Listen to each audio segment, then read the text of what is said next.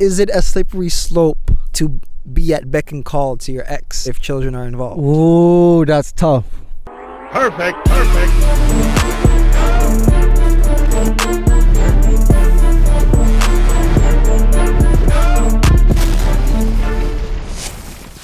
My name no lie, no woman no cry. Yes, it's still RealityCheque TV, just in a much more beautiful location. Shout out to Bobby, first of all, for this hammock. This is not a hammock. Mr. Bobby Morgan, you can find him on, I'll put his social. He's an artist too, right? He's an artist as well. Support. Thank you, Bobby. Welcome back. RealityCheque.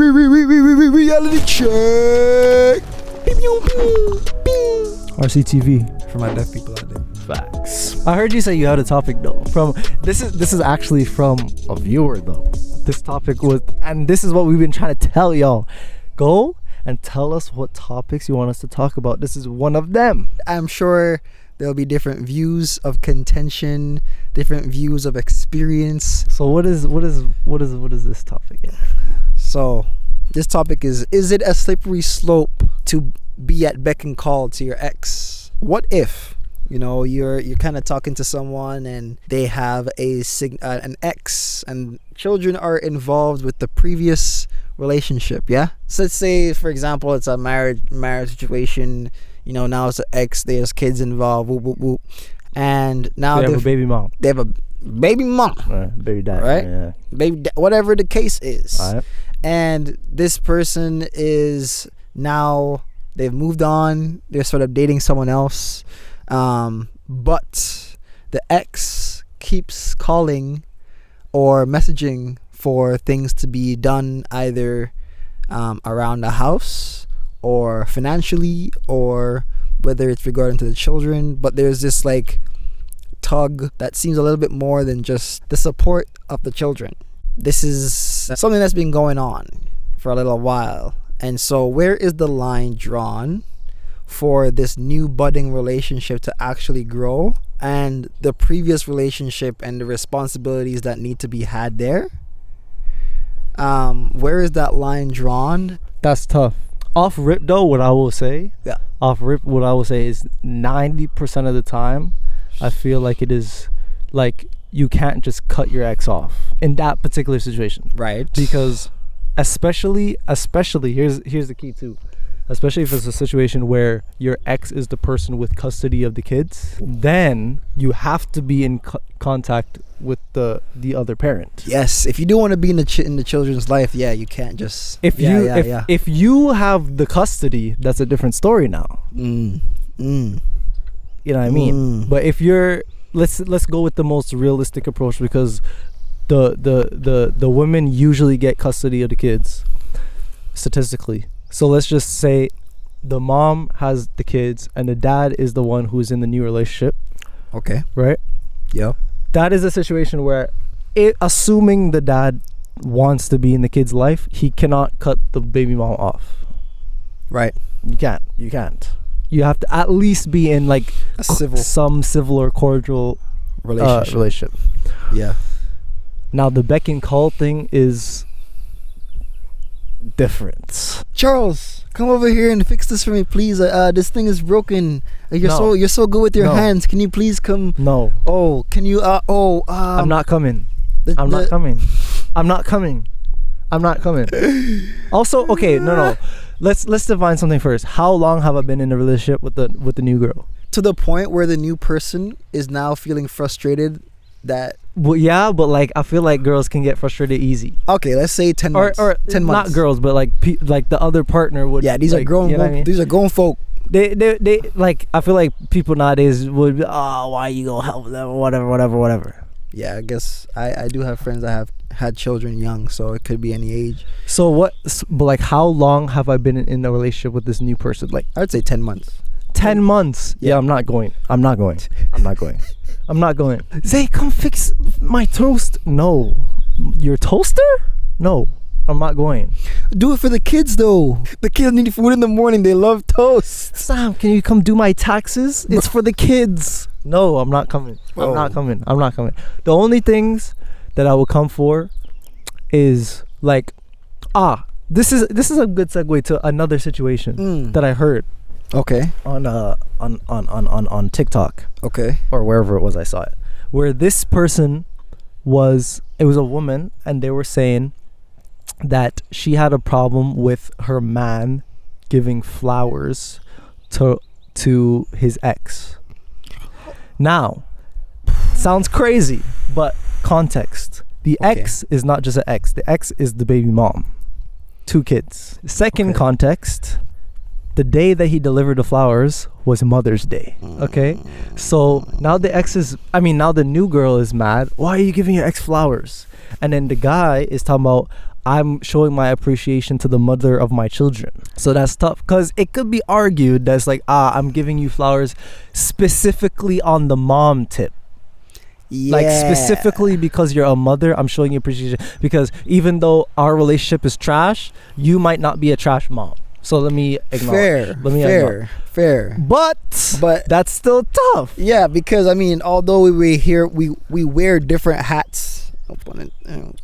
Bucket hat versus a cap, versus if you swap, we have different roles. Like, okay, I'm gonna be a Marvel, you gonna be Canada. But the way that you fit in this hat might be lacking, and vice versa. Okay. So I can see where you're coming from in terms of like the certain hat that she wears as a mother might be more competent than her as a wife, or was as a wife or a partner. Yeah. But my contention with it is, why not just treat the children? Just treat the children and express your, like, you know what I mean? Like, if to give flowers, because here's the like my thing is like flowers. Yes. Mother's Day. Yes. Okay. Yes. I would prefer if it's like money for the children. Happy Mother's Day. Thank you for what you do. And that's that. But flowers is kind of this is a gift for your kids. Okay. Because I forgot to bring up the point that the guy raised in the video as well. Because he's like in the video he's arguing with his girl, right? The point that he raised was that to him it was also important for him to show his children that his parents are cool as well. Like they're civil. Like they still have like a okay relationship. Like it's not like their parents are like, you know what I mean? Word. So he's like, it was also an act, from his words, this was also an act of him trying to show his kids that their parents are still like have some type of relationship. Okay. See, that's different. I feel like slightly. There's nothing wrong with that. And I respect that. Especially because children do look heavily and might say very little. Right, and so there's certain things that need to be done versus said, but at the same time, sorry, there's just an ant in here rolling around. We're in nature. There's just certain like the reasoning behind it kills me. We're in nature. The gift of flowers, I think, is particular gift. Yeah, could just be misunderstood, especially from a female's perspective. Like, I agree with that.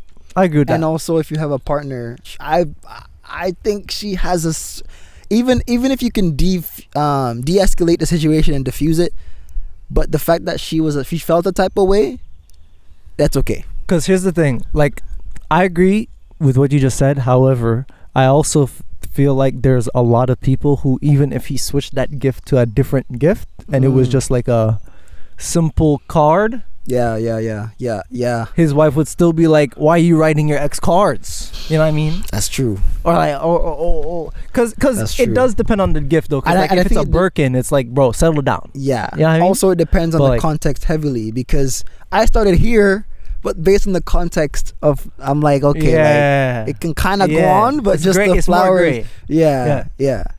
But like, it's still, and it also depends on like as a person who, this is actually funny because I remember when I was gonna go buy my girl flowers, my mom caught wind of what I was doing, and she's like, "What flowers are you buying? This matters." And I was like, "What do you mean? What flowers am I buying?" She's like, like, is it a bouquet? Is it a rose? Is it like, It matters. is it 4 flowers? Is it 10 flowers? Like, I was like, coronation. I was like, what is all this? And because keep in mind, to me, at ladies, this point, in the comments. facts. Because at this point, I was talking to her for like maybe like, not to me specifically, just to the channel. yo, I was like, hold up. because I was talking to her for about a month, Okay. maybe less. So I was gonna buy flowers, and my mom was like, like the flowers matter because you can't just get roses because that's too much. Too much, too fast. That's too much. So in the same way, I feel like in this particular situation, if Mans was giving a gift of roses to show his appreciation for his baby mom, but the roses, I mean, if the flowers that he was getting was roses, Right. settle down, fam. You know what I mean? Right. You know what I mean? But if it's like some regular basic flowers and it's just like, like this is a nice thing. You know what I Yeah, a mean? little Happy Mother's Day thing in there, stuck in there, you know.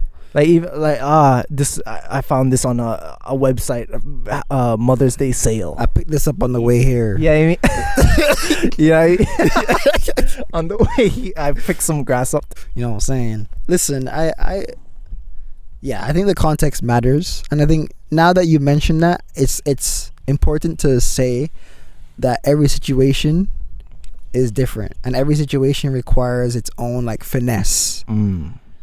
But within that finesse, there is a way to go about it where it's honorable on all sides. And if someone feels a certain type of way, it might not be that it isn't honorable or wasn't honorable intentions, but maybe that person wasn't thought about with the same intention that was thought about, like with the mother, for example, or expressing, you know, the gesture to the children. But initially, the question without the context of like the whole civil connection and that, and showing and demonstrating, you know, still there's love for the mom and between the dad. Right.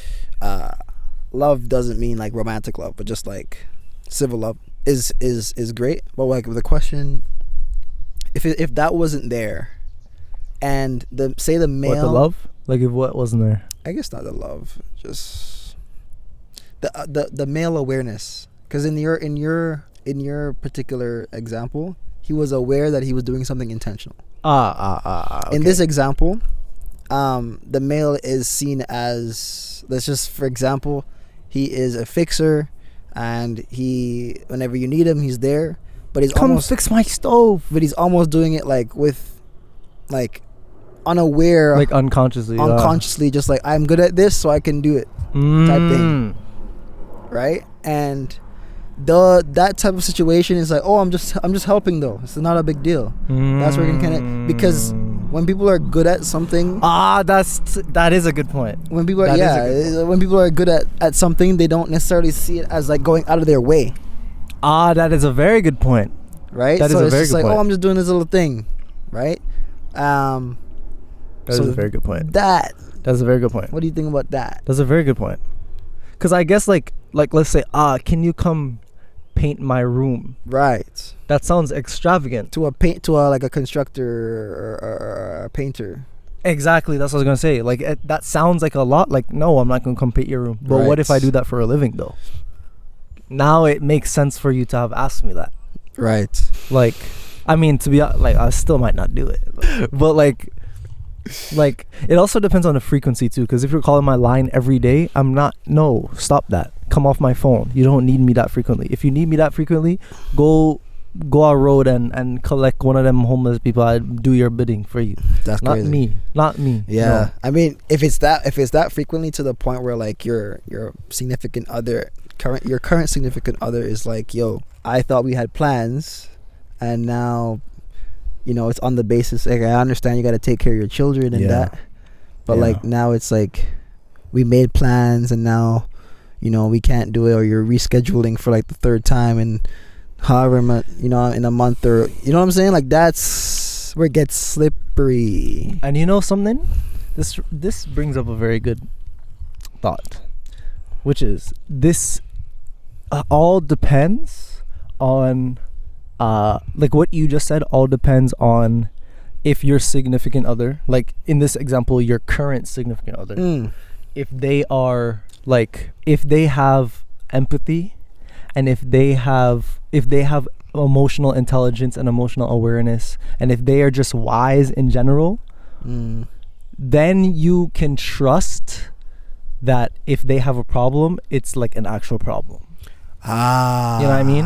Because if they're just a type of partner who they're complaining for everything, now this is just an extra thing that they're complaining about. So it's like, yo, like, let me just help. You know what I mean?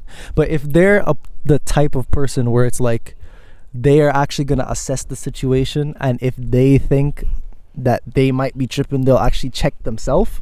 You know what I mean? Like, if that's the type of person that we're dealing with, now if they come to you and be like, yo fam, like, you keep rescheduling, now it's like, okay, you know what I mean? Yes, and that's a very valid point, because it takes let's follow what I've presented. Like, say the male is good at what he's doing, and he's just helpful, and he's unaware of the possible implications and the messages that he might be sending, doing all these gestures, on both sides, ex and new partner.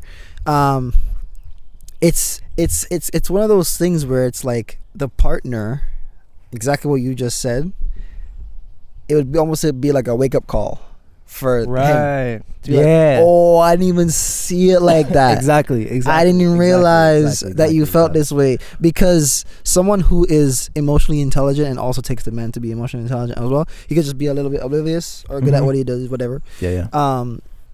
But having that conversation, having an understanding between two people that's like, we don't trip over nonsense, and we actually bring up things that, like, we have an open dialogue, open, like, safe place and space to actually talk about things that are bugging us, away from judgment and away from, like, criticism, but just like an open ear.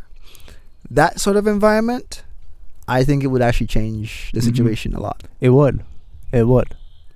Yeah. So I think we just all need to grow is what it comes down to. No. Listen, to be honest, we're all trash, bro. To be honest, you would just get better. All we need to do, everybody in the situation needs to falling off. Say that. This is a struggle, ladies and gentlemen. It's comfortable, but it's also a struggle. I'm comfy. Let me see if I can move up here. Oh, that's good. I had a point too. Oh, that's blessed. Blessed. Oh, I had a point too. Oh yes. Growth. Oh yes. Yes. This is also about or this reminds me of, like, the idea of, like, there's certain situations where like, just the concept of, like, deception, in a way where it's like, deception is different from lying, right? Because the way you deceive people is by, like, telling an overall lie but then filling the lies with small truths. That's deception, right? So it's like you're almost giving credibility to the lie by adding truth to it. So, like, in that same, like, mentality or, like, thought process, when you're a person, right, who may be complaining very frequently over just stuff that you could honestly just not be complaining about, or, like, you could be more mature about it, but you're just the type of person, like, you're naggy or whatever, right? Yeah. Now we get into a situation where it's like, sometimes you could not be tripping. Like, sometimes you could be, like, actually validly be, like, complaining for something that is valid for you to be complaining about. And this is how gaslighting comes in. Continue. So, like, boy who cried wolf, same scenario. It's like, you're always complaining, but then sometimes the thing you're complaining about might be valid, but it's like you're always complaining. So it's like I might be dismissive of it because all the other 90% of the time you're complaining about rubbish, foolishness. You know what I mean? Yeah. So it's like we also get into this situation where, I mean, I guess it's applicable to this situation too, but just in general, it's like I feel like, as you said, gaslighting and all that comes in. Yeah. When, you know, we're starting fights and all this, and the things we're fighting about may have a little bit of truth to it, or like the thing you called me out on might have a little bit of truth to it, but everything else is foolishness. So it's like you're coming at me, and I feel like you shouldn't be coming at me because the whole thing you're coming at me for is like, bro, just chill. Yeah. But then you add a little thing where it's like, okay, that's valid, but everything else isn't, bro. Yeah, you know what I mean? Yeah, and then that little thing gives credibility to the whole argument, and now it's a, you know what I mean? And you use it to. Yeah. So, a example of what I'm hearing, and correct me if I'm wrong, is, say in this very scenario, the couple dealt with an issue, like the new couple, yeah, dealt with an issue that was about, let's say, 2 weeks ago. Okay. And they talked about it, and there was qualms. It's chill, right? There was nothing to really, continue about it.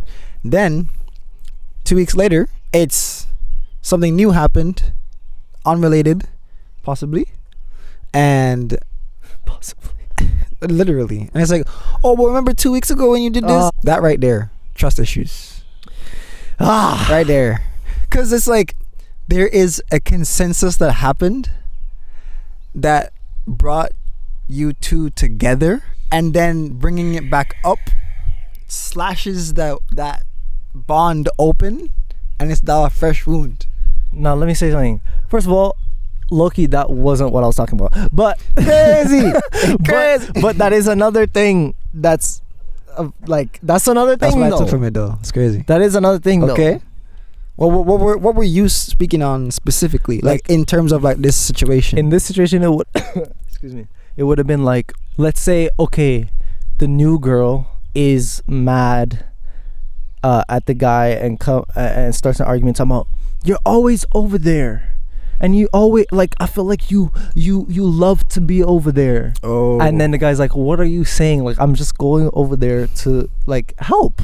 Yeah. And then she brings up a particular example and goes, this one time you said you were going to be there for 2 hours and you were there for 3 because you were eating toast that she made for you. Damn. And it's like, okay, yeah, I did it at one time, but, like, it doesn't mean I like being there. Right. It's just like, bro, she offered me food, so I took the food. Okay, I see. But it's like, I see. Yeah, so like that specific time is valid.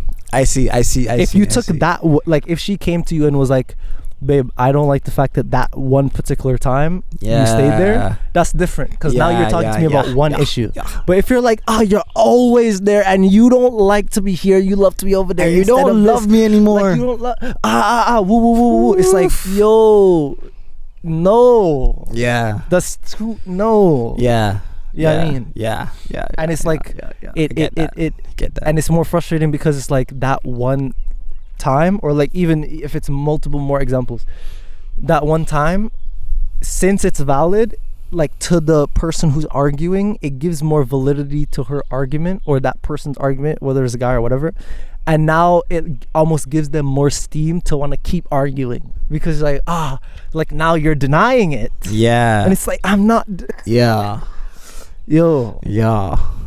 See, I and this is this is why I prefer, and I lean on the discussion side of things versus the argument side of things. You know what I'm saying? Like, because if we can discuss through what we're feeling, what we're thinking, and I alluded to this space that's created a little bit earlier, the non-judgment, just speak from a place of like, this is fine to say, this is how you feel, this is what is necessary for you to move on from this place of discomfort for yourself, right? That space is very important, just because if that space isn't there, it will come out at some point. Oh yes, in the most egregious ways. Like so, I mean that's one way to, like, I guess have awareness around it, have awareness around that, and have a conversation with that person or that partner. Or, you know what would be crazy? Why not just have a meeting with everybody? Well, don't nobody want to be in that meeting, bro. Bro, I know nobody want to be in that meeting. An ex-lover of 20 years and a new one of 10 months. Nobody want to be in that meeting. That's crazy. Just trick them, yo. We're going to dinner. Everywhere. I feel like if it does get to that point, then Lord help y'all. But but going back to the new point though that you said about you bring up old ammo. That's another one that pissed me off, bro. That one actually especially irks me. Especially if, because it's this is already annoying, but like it's one thing if something happens and you say nothing and then you bring it up 2 weeks later. That's one thing. That's already annoying because I would prefer that you say something to me. But like that's one thing. That's passable. That's yeah. If we talk about it and in great detail, in great lengthy detail, yeah, and we have come to an agreement that this beef has now been squashed. We come to an agreement, and then now you want to bring it up 2 weeks later. And not only are you bringing it up 2 weeks later, but in the context you're bringing it up is like, oh, remember when you did this? No, you're not doing that. Like, no, you're not doing that. No. That's not going. That's what we're not gonna do. That's not going in, bro. That's not going in. Yeah, I don't. I feel like people might bring this up, you know, in a state of like the egregious ways, just like I'm just gonna throw bullets and see what hits, you know, just keep chucking them because I'm feeling this type of way and I don't care, and then afterwards you're like, oh, I didn't mean it. That's so unattractive, bro. Control your emotions. That's so like, I don't even like saying this term, but in this particular situation, there's no other way I could describe it. That's so childish, bro. That's so childish because it's like I, especially in the black culture, I hear this all the time where it's like y'all get into an argument. I'm saying y'all like I'm not black. That's good. We get into an argument and then it's certain type of black people though. Yeah, you get into an argument and then it's like as soon as somebody like is about to cross a line or like doesn't even cross the line, but as soon as things start getting personal, all of a sudden it's like, that's why you think small, and it's like, and you start throwing, you know what? Like, bro, you know what? This is not even like, damn. This is not even exclusive to race. But it's just because like black that's why your last man left you, like, bro, damn. Facts. Like, facts. It's just we as black people can be expressive. I will use that term. No, in every way. Every way. In every single way, we can be expressive in the most vibrant of ways. Period. And I feel like we just find the most vibrant of ways in every direction. The most vibrant compliments, the most vibrant insults, the most vibrant. Because I've heard some other ethnicities go at it, but just the complexion and the textures and the colors that we as a culture, as a race can bring to the table is baffling to me. Like, but why do you think not about the expressive thing, but like, why do you think it is that, like, let me not even say black people, but just like people in general, like when you get into an argument and let's say it's a heated argument, because that's what I'm talking about, like in a very passionate, heated argument, why is it that like you must take it personally and like to the degree of like this person is coming for my like dignity, my character, and my and who I am, and this and I'm saying like the thing the person said probably was just like, I don't like the fact that you do this, or like, can you do this differently? And it's like yeah. Like, why we gotta take it like that?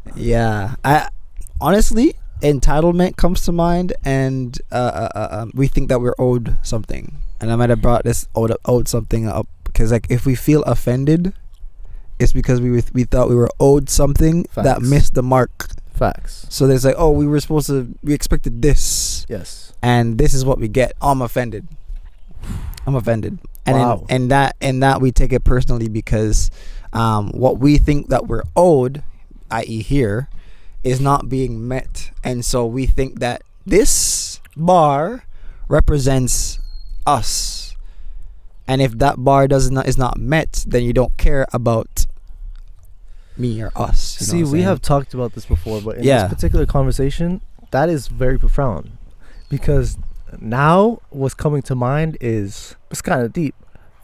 What is coming to mind is that, like, we're gonna go there today. What comes to mind is if you tell me to change something about me, Mm.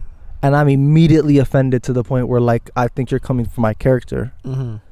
As you said, if I'm offended, it means that I thought I was owed something, which means I thought, this is just my, what comes by. It means that if I'm offended in that scenario, it means I thought that you were supposed to love me unconditionally, or like regardless of what I do. Right. So the fact that you're asking me to change, Mm. it's like you don't love me no more. I'm offended. Why you ask me to change? Or like, what's another situation that would happen in? Like, give me an argument topic. Why were you out so late? That's a big one. Hey, that's a big one. That's a big one. Okay. We gotta give it context.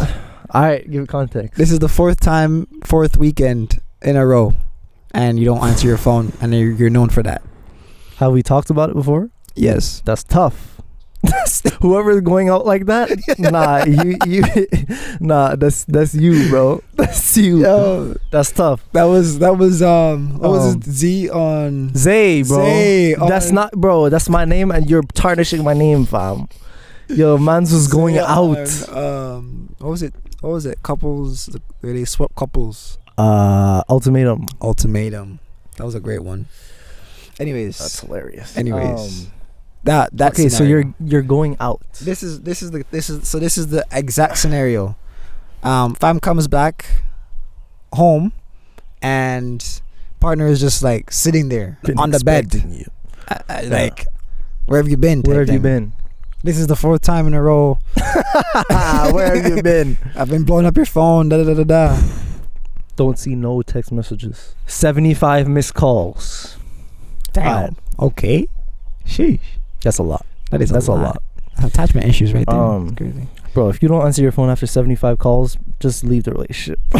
Bro, man's either not unless coming you back home that night. Yeah. Or he's in trouble. Bro, just or she's in trouble. No, I'm so serious. Call the police. Or he's in trouble. No, sir. Yo, if I don't answer the phone after 75 missed calls, bro, I'm either unconscious or my phone is dead. Oh, that's another possibility. But if my phone is dead, you should know that my phone is dead because it will go straight to voicemail. That part. So if my phone is not dead, or if my voicemail is like full or something. But if my phone is not dead and you have called me 74 times in a row, bro, sound the alarm, bro. Because that's tough. Exactly. But so this argument starts, and then hypothetically speaking, you get offended by this person saying. So the person that's at home is like, I want you to change this. I want you to change. Like, I want to settle down with you. Da da da da. And now you get offended. Yeah. Rah rah rah rah rah rah. Because now you're that's your friends. That's your lively. Like, you just go out with your friends all the time. Like, that's all you know for years. And now you finally found someone that's like, you're down to like actually like chill with. But the lifestyle is of your friends, and like how you guys hang out is going out. See, here's the thing. Devil's advocate. From the person who's coming in that late, they probably gonna see it as, if you are asking me to change, that means you think you're better than me. Ooh, get into it. Continue. You think my way of doing things, lifestyle, is worse. That is a lifestyle choice, eh? You think my lifestyle is worse than your lifestyle, or you think your choices are of more higher ground than my choices. Right. And it's a thing where, like, because this is a situation where it's very, I guess you can say it's subjective, because it's like there's certain things where you can like objectively say, no, your lifestyle is worse. Like, you're like if you're like, one is obviously like, if whatever you're doing is unhealthy, and it's like actually like breaking down your body of whatever you're doing. Let's say you're like a heavy alcoholic, like it's actually bad. Yeah, like it's actually bad. Well, just even a glass of wine, for example, before bed. Right before bed is crazy. Or even just in the day, statistically, you have your sleep isn't the same. So or like let's say you're smoking like 4 packs a day or whatever, like cool, your life choice, but like I can actually say objectively it's actually worse for real. Yeah. So that's different. But like in this case, I guess it's more gray because it's like, oh, I'm going out with my friends, and let's assume that you're a person who it doesn't affect your ability to wake up in the morning. Okay. Oh no, and then they don't have hangovers. Like they don't suffer from hangovers. So let's just say that this is a situation where it's like I actually have the ability to go out late and I'll be fine. Yeah. So now it's like really just a lifestyle choice. Right. Yeah. Now, if you're asking me to change, you're either asking me to change because you want me to fit in your lifestyle, or you think that my lifestyle is destructive. Okay, but I would beg to say that the lifestyle that we have maybe talked about, right, is a lifestyle that includes or excludes that type of lifestyle. Like in terms of time together, building a future, building a routine. Like say the person was like, okay, they made explicit that they want to live a certain way but not following through. Wait, say that? They want to live a certain way but not following through. And it could be as simple as the person that's going out. Like they want to live a certain way. As in like say simply just get better sleep. Get more sleep. Simply okay, that. Just get more sleep. That's different. Oh yeah. Because then the person is actually like making you follow through on what you actually want. Right. But you're saying that if it isn't explicitly said that they want to do better in any area, that they could perceive. This is how I live. Yeah, this is how it is. I live and I like it. And now you come tell me, babe, change, like don't go out late. You know what I mean? Yeah. Now I'll stop playing devil's advocate and I'll switch to the other side, and I will say this, that it also depends heavily on what the other person is doing. I say this to say this. If the other person, i.e. the person who was sitting home talking about where have you been, if that person is adjusting their lifestyle for the betterment of the relationship, and now they are coming to you asking for you to change for the betterment of the relationship, then they are correct. Because if it's like, if I have some things that probably wouldn't be good for us, so I'm changing it, and then now I see you have a problem, or not a problem, but like something that is not necessarily good for the relationship. A hindrance for the relationship, and now I bring it to your attention and say, you should probably change this. Yeah. You feeling offended is either because I said it in an aggressive way that you didn't respond to, or because you just can't see what I'm trying to say to you. Yeah. You know what I mean? Yeah. But if I am a person who, like, I'm not asking you that for the benefit of a relationship, I'm just asking you because I don't like it. I don't know. Then I don't know. At that point, then the relationship itself, how those people got together, would be in question. And this is how we get into the topic of do your not even research. Xay Dryz said if you treat your dating lifestyle like like a interrogation, it will end like one.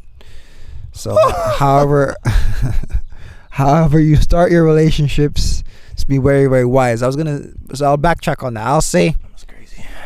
Have fun together, learn each other. I have fun, is very it just depends on what you two are into. Like if you guys actually like the same things, if you like to go hiking, if you like to, whatever you do separately and you guys find commonality and common grounds, do those things together. But then also do things that are new together. Brand new. None of you have ever done, and I've heard Jay Shetty said this, do things together that both of you have never done, because it creates a brand new experience with this person and it just helps the bond.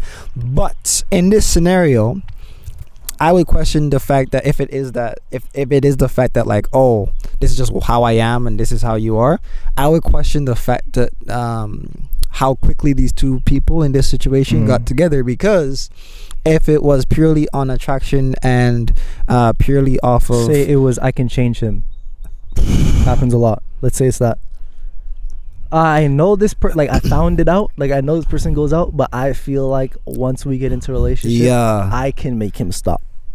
See right there, however you find someone, imagine them when they're like 70 or 80 and they don't care that much or at all because they're old and they've been through life. No, seriously. And then imagine them just being like, I'm gonna do me. So imagine those things that you don't like tenfold. People can grow and people can change their habits.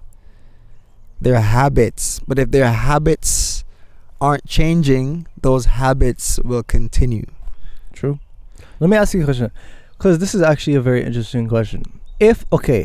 So let's say you have 3 buckets, yeah? You have the things that you like and the things that you do that are related to you. There's the thing that I like and the things that are related to me. And then there's the things that we both do, like in terms of the relationship. Yeah. So we have, you, me, and then the relationship, right? Yeah. If something that is just related to you, so it has nothing to do with the relationship necessarily, but it's just you. If that's something that I don't like, is that something that I just have to let it go on? And we're talking about a relationship where like we're in it. Like me and Shorty are in it. Yeah. And it's like don't like as in terms of like you don't have fun with this activity, or is it just something that like you don't agree with? Or I don't agree with. Let's just say it's let's just say it's something that just heavily bothers you. Heavily bothers. Yeah. So it's that it doesn't have to necessarily be like an issue of morality or anything like that, but it's it just like irks you a lot. Yeah. And not in a good way either. It's not a teasing irk. It's like a irk. Yeah. But like if that irk is only related to them, so it's not really affecting your relationship, it's just how they are, is that something that is just like, oh, we're different, so it's just like I just have to let them do them? Or is it like yeah, I mean, so in a long-term relationship that extends into marriage, yes, there will be things you'll have to learn to love. And if you don't learn how to love it, at least learn how to understand. Yes. Learn to understand. Okay, let me make it a more gray area scenario. Okay. Just for the sake of argument. Okay. You're not married yet. Because I think that once you're married, now all what you just said takes even more precedence, because now you've made the biggest commitment, yeah? Yeah. You're not married yet, though. You're not married yet. And so this is where the mind can kind of be like, oh, I wonder if I can find somebody else with these with the same qualities, but like with less of the quirks or the less of the da-da-da-da-da. Right? And this is where it can get tricky, because you play this game of Russian roulette, if you will. Yeah. It's like, oh, I'm gonna pick my perfect da-da-da-da-da. I'll pick my perfect guy, I'll pick my perfect girl, whatever it is. And I could tell you right now, it doesn't exist. So there was a pod I listened to a while back, and it was a relationship. John, I forget his last name, John something, and his wife, but they're like relationship like experts in that, yeah.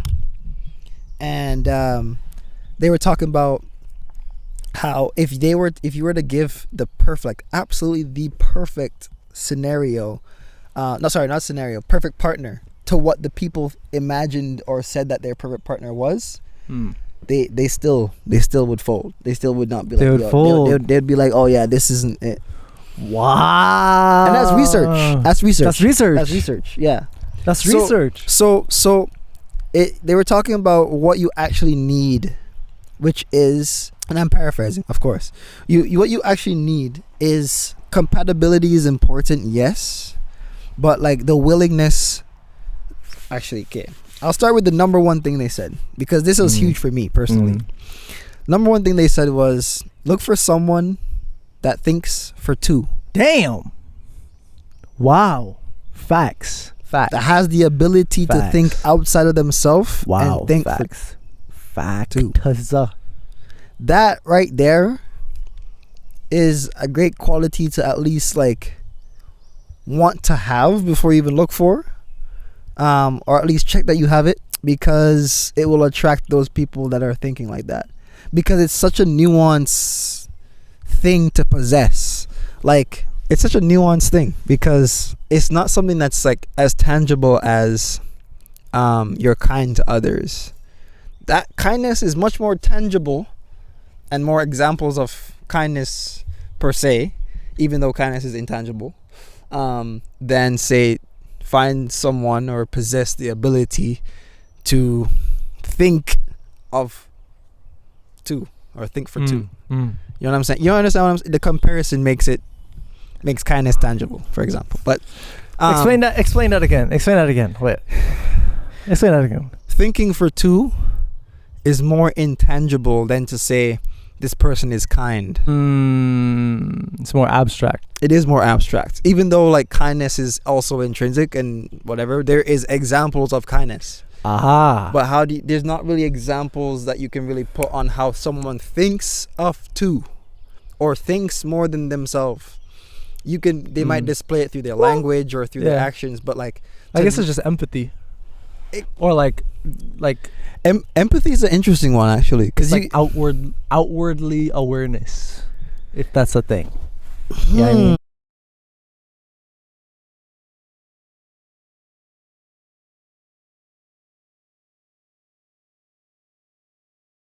empathy is an interesting one, actually, because like outwardly awareness, if that's a thing. Yeah, I mean, yeah, because this is thinking for two also incorporates some sort of action. I see what you mean. I see what you mean. So, for example, I know that you love Marvel, yeah? And you might have a specific hat that you wear. Yeah? Boom. And then we're getting ready and we're about to go to